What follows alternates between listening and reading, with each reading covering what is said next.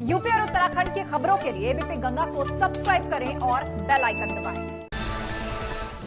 पीलीभीत में roadways bus और pickup गाड़ी में भीषण टक्कर हो गई। टक्कर के बाद बस पलट गई। मौके पर चीख पुकार मच गई। थाना पुरनपुर के नेशनल हाईवे पर यह हादसा हुआ।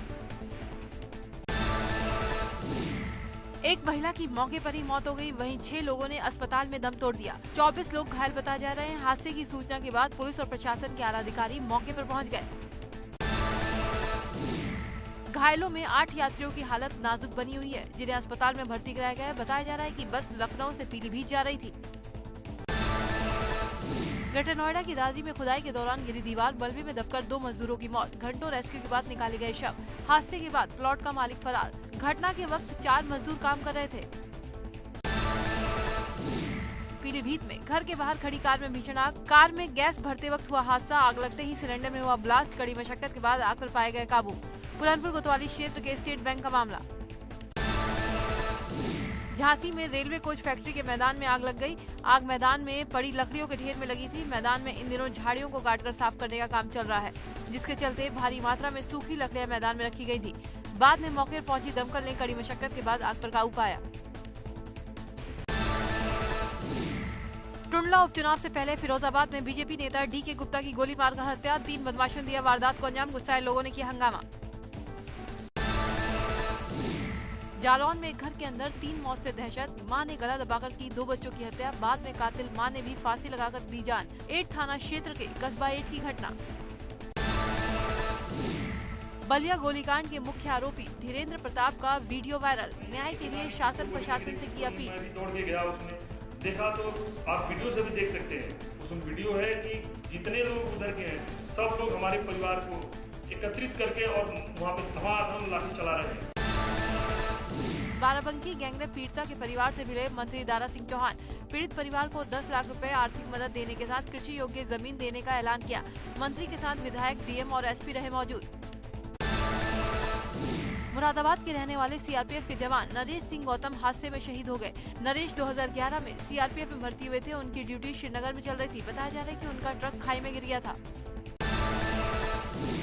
उन्नाव में नामांकन के दौरान सोशल डिस्टेंसिंग की धज्जियां उड़ाई गयी। बीजेपी प्रत्याशी श्रीकांत कटियार का नामांकन।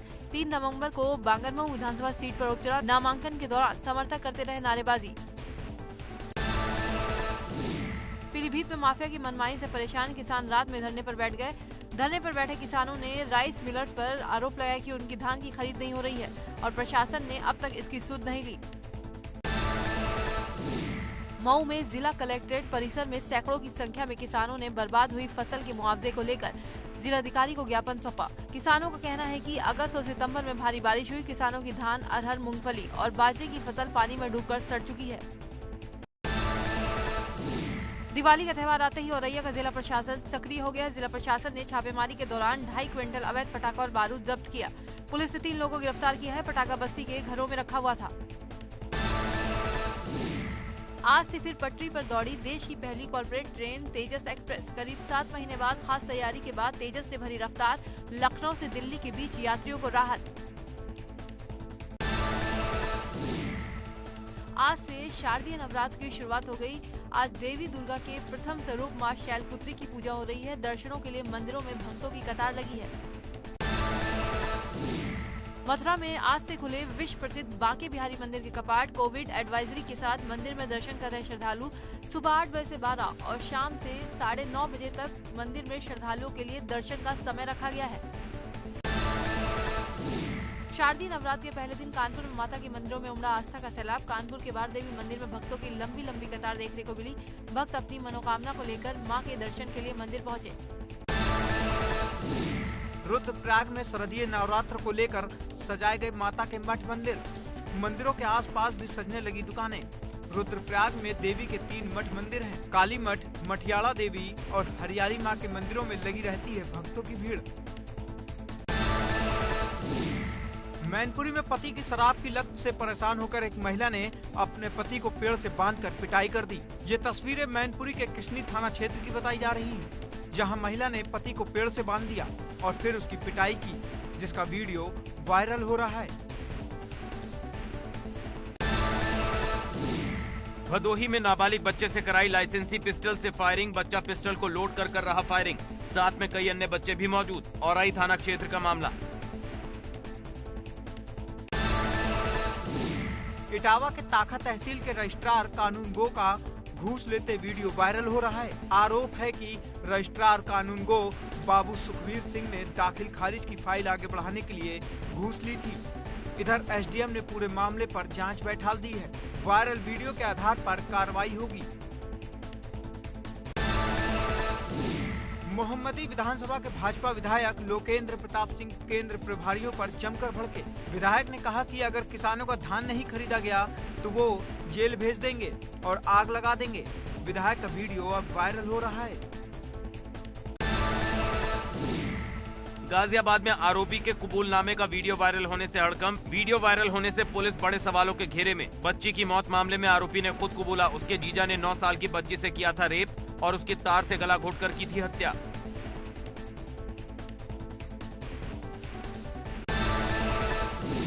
महोबा में रोडवेज स्टाफ की गुंडागर्दी आई सामने। बाइक सवार को रोडवेज बस ने मारी टक्कर। विरोध करने पर रोडवेज चालक परिचालकों ने मिलकर बाइक सवार को पीटा। पुलिस ने बाइक सवार सहित करीब 5 परिचालकों को हिरासत में लिया। कासगंज में एक निजी अस्पताल में लापरवाही का मामला सामने आया है। यहाँ प्रसव के दौरान महिला की हालत गंभीर हो गई, जिसके बाद डॉक्टरों ने उसे आनन फानन में हॉस्पिटल से बाहर कर दिया।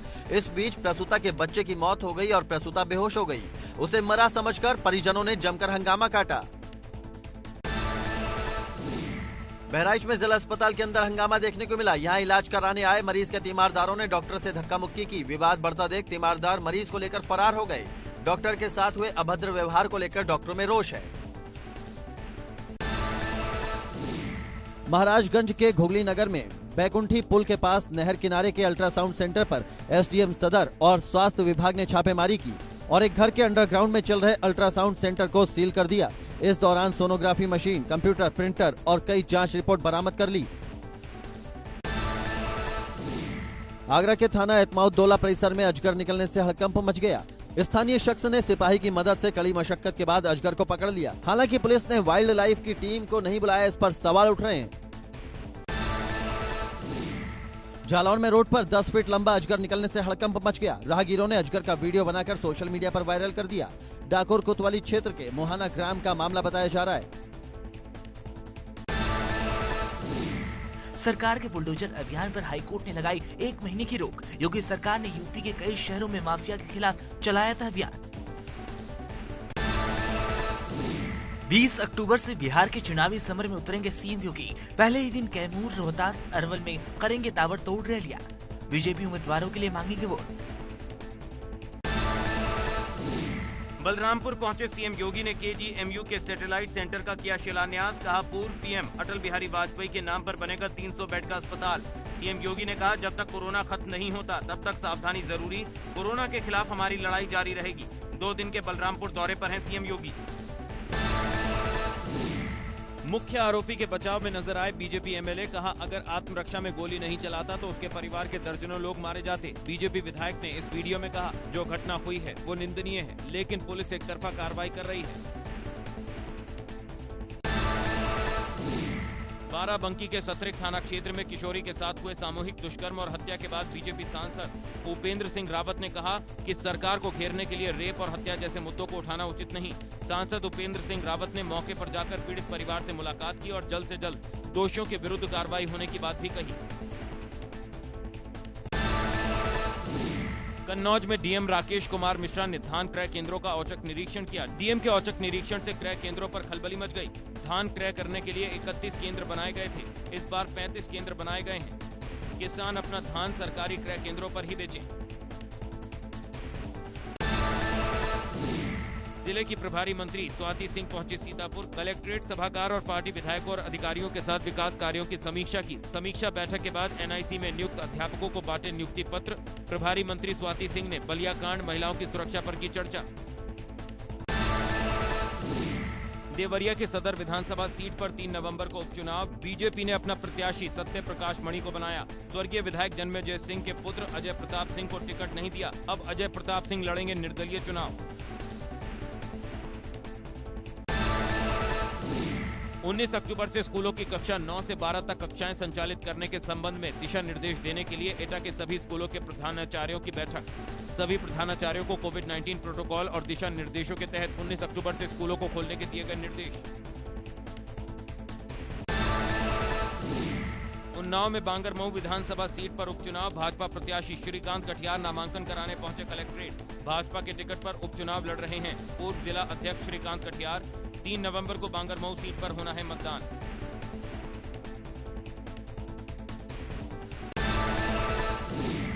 बुलंदशहर में भाजपा प्रत्याशी उषा सिरोही ने किया नामांकन। विकास के मुद्दों पर लड़ेंगी चुनाव। अपने पति के अधूरे कामों को पूरा करने का दावा। दिवंगत विधायक वीरेंद्र सिंह सिरोही की पत्नी है उषा सिरोही। हाथरस केस में गांव के एक चश्मदीद युवक का बयान आया सामने। चश्मदीद ने बताया उसने चीखने चिल्लाने की आवाज सुनी थी। मौके पर पहुंचकर उसने देखा कि लड़की की मां और भाई वहां खड़े थे। लड़की लेटी हुई थी। लवकुश अपनी मां को बुलाने चला गया था। फिर लड़की का भाई वहां से अपने घर निकल आया। उत्तराखंड विधानसभा में 101 फीट ऊंचा तिरंगे को स्थापित किया गया। विधानसभा अध्यक्ष प्रेमचंद्र अग्रवाल की अध्यक्षता में आयोजित कार्यक्रम में राजकीय सम्मान के साथ तिरंगा फहराया गया। उत्तराखंड विधानसभा ने रचा इतिहास। नवरात्र के एक दिन पहले हरिद्वार में मनसा देवी मंदिर के पास जंगलों में लगी आग से हड़कंप। राजाजी टाइगर रिजर्व की हरिद्वार रेंज का मामला। गोंडा में दबंगई का वीडियो वायरल हो रहा है। दबंगों ने एक गरीब परिवार का घर उजाड़ दिया और उसमें आग लगा दी। वायरल वीडियो के आधार पर पुलिस मुकदमा दर्ज कर कार्रवाई में जुटी है।